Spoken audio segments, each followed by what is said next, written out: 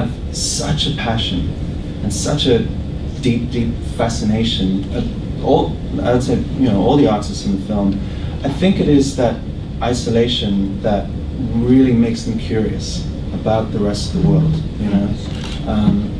It's sort of, something that in some ways South Africans related to, I guess, at some point.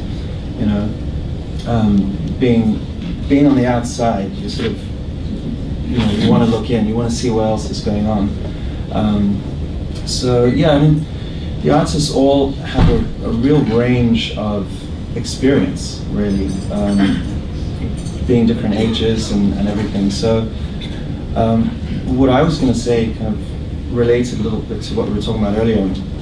Going into the making of the film, I thought, is this a film about art or is it a film about people? I was trying to figure out which way to go, and I thought, if this is a film about art and technique, then I kind of felt we were sort of narrowing the film a little bit too much. So I kind of thought of it the other way around, and I thought, well, let me think of it as a story about these people and all of their stories and philosophies and ideas and experiences sort of represented in their work.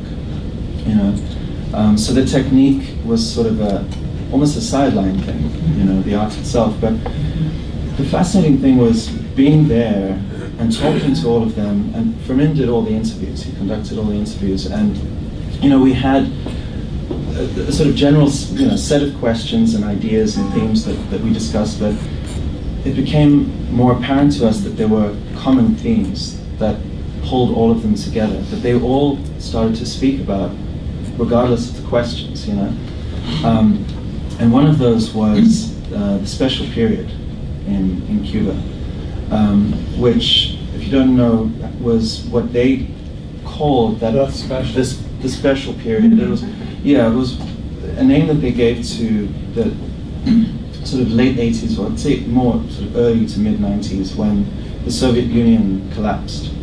And literally overnight, Cuba lost 90% of its trade, like overnight. So the country entered into probably its most difficult time. I'm sure Fermin can add to this, but the interesting part of that was how it affected their art.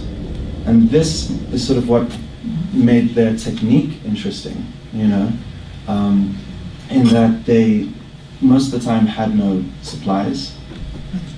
When I say no supplies, nothing. No paper, no paints, no